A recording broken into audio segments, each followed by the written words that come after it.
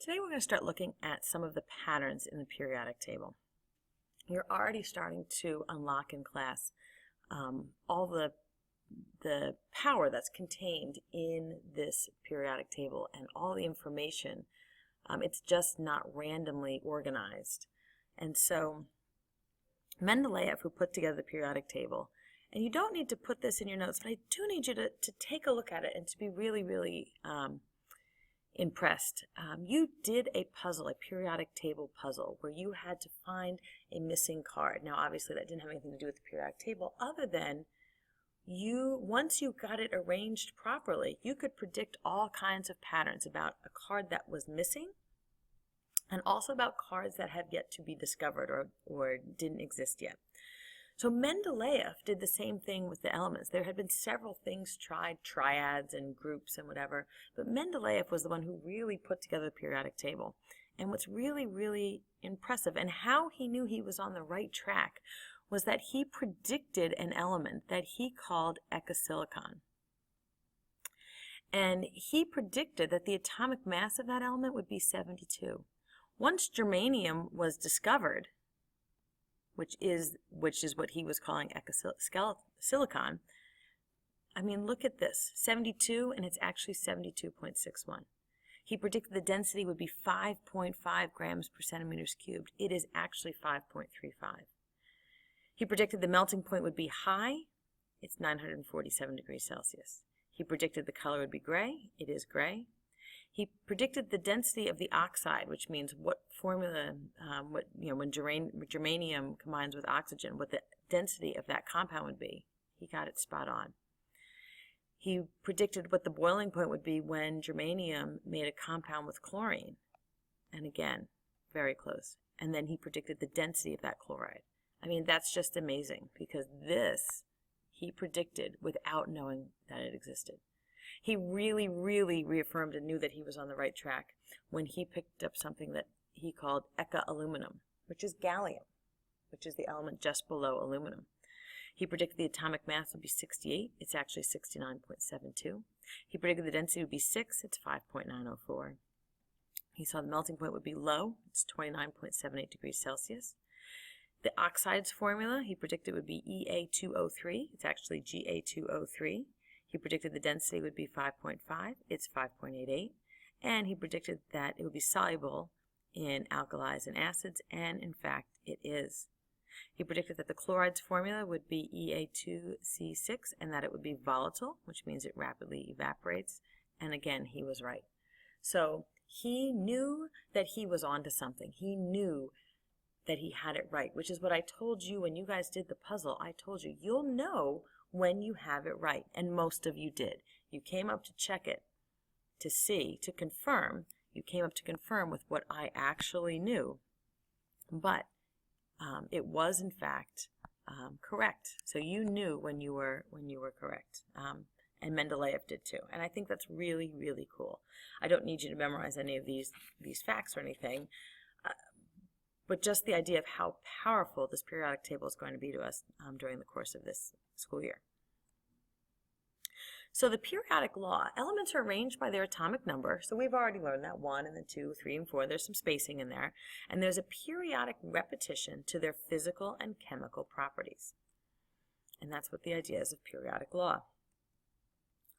The periodic table has horizontal rows that go across, and we call them periods, hence the term periodic table. There's 7 periods, and they show us the number of the shell, or how many energy levels that we contain.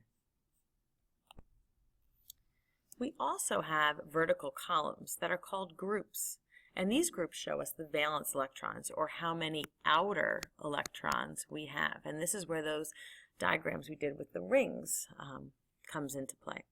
And elements in a group have similar physical and chemical properties. We're going to learn a lot of terminology for different groups. They all have their own individual names, and that will be the subject for a different lesson, but we will go over what the different names of different groups are. Now, this here, we've seen that this is where our F electrons are, and we notice that they're in our periodic table, they are pulled out and down below. they really belong right here. And honestly, and I think this is a pretty neat fact, the only reason that they are pulled out and down below, because this is truly the proper periodic table, is because this image here wouldn't fit into a textbook, into the inside cover of a textbook. It doesn't fit nicely on 8.5 by 11, which is what our world is dominated by. And so by pulling this group down here, we now have a more functional periodic table that works better. Think about if this was across the front of our classroom, it would stretch, almost all the way across the whiteboard. And so that's why this group is pulled out down below. And not that they're anything lesser, but we're not using these elements nearly as much as we're using these ones here and here. And then to an extent in here with some of our metals. So we have 3 trends that we need to talk about, and the first one is atomic radius. And there's a part about radius that's very easy, and there's a part about radius that's a little bit tricky. So we measure the atomic radius by going half the distance between the nuclei of 2 atoms, because that electron cloud is kind of ambivalent. So if I had a nucleus, and I had a nucleus, and I had 2 atoms here that were bonded, it's really hard for me to measure this atomic cloud, but I can measure from here to here pretty well, and I just divide it in half, and that tells me the radius. And so we have to bond, obviously, 2 of the same element together to figure that out. Now, atomic radius. Let's take a look at what this trend is. This makes sense.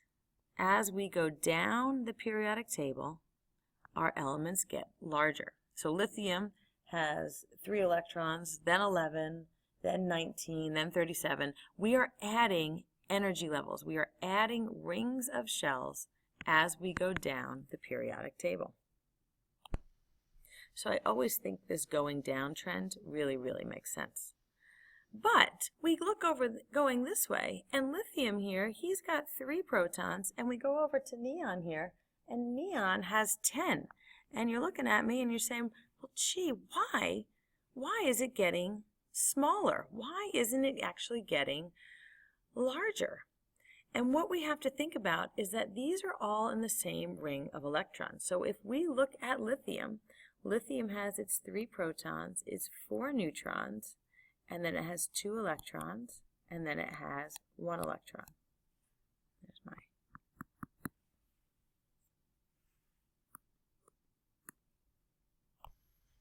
and then it has 1 electron.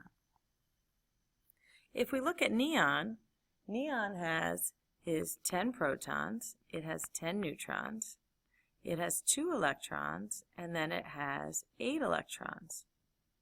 Okay? And the important part about this is that it has the same number of energy levels. It has the same number of rings. So theoretically, these electrons here are the same distance from the nucleus as these electrons here. Now, this electron, he only has 3 positive things to pull him in.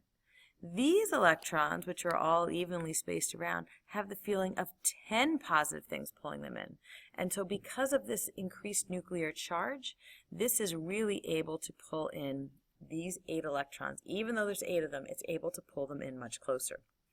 And that happens for all of these as we go across. Okay, so I like to draw my arrows. Radius size increases. It increases from right to left and then top to bottom. And I always draw my arrows. I always, for all these trends, the head of the arrow is always referring to the larger or stronger side. And I always draw my arrows head to tail, which means this point goes to this tail. And that will make sense when we look at our other 2 trends. Okay? Ionization energy. It's the energy required to remove an electron from an atom and to make an ion. It's going to make a positive ion because we are removing an electron. It's easier to remove an electron from group 1 than it is from group 8, and that makes sense. Group 1 wants to become +1. Group 8 wants to stay neutral. It doesn't want to change its electrons.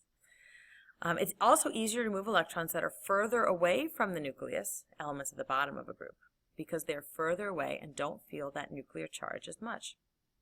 And so if we look at this little diagram here, so I slid my screen down a little bit so we could get the whole periodic table. So my ionization energy increases as I go this way, meaning it is harder to remove an electron because it takes more energy, because these guys are going to hold on to those electrons tight. These ones are easier to remove, which means it has a lower ionization energy. And if we look this way,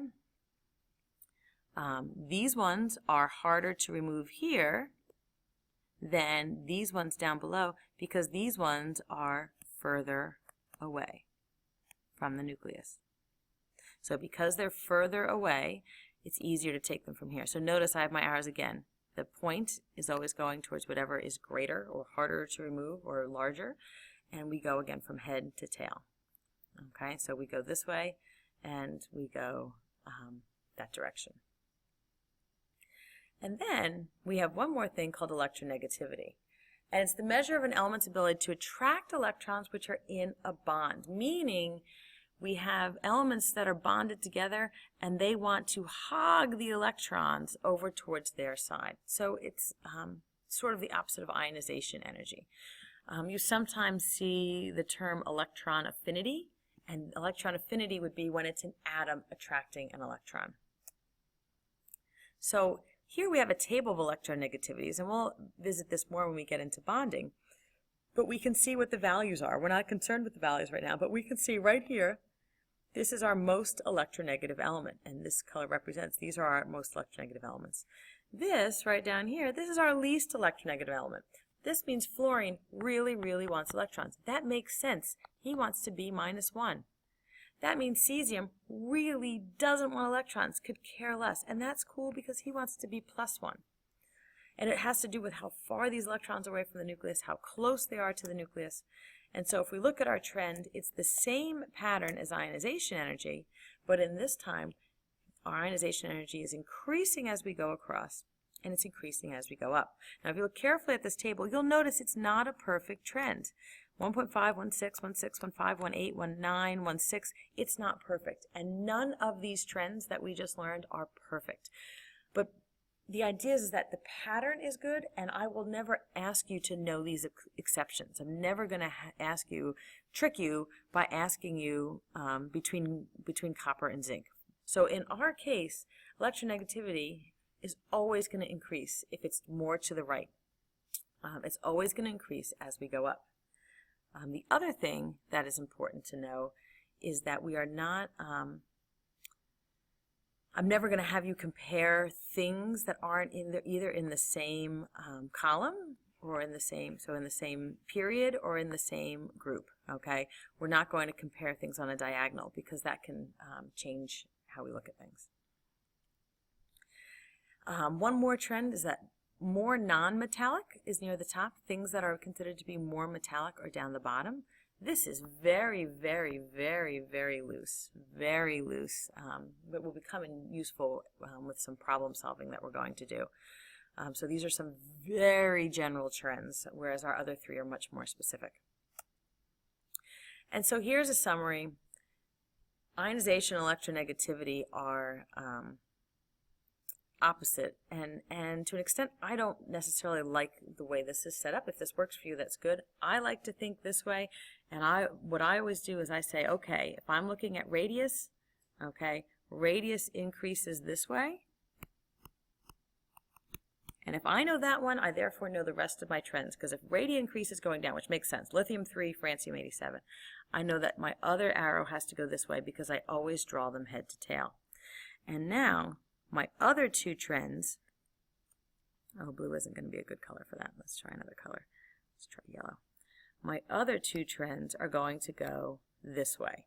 So this is my electronegativity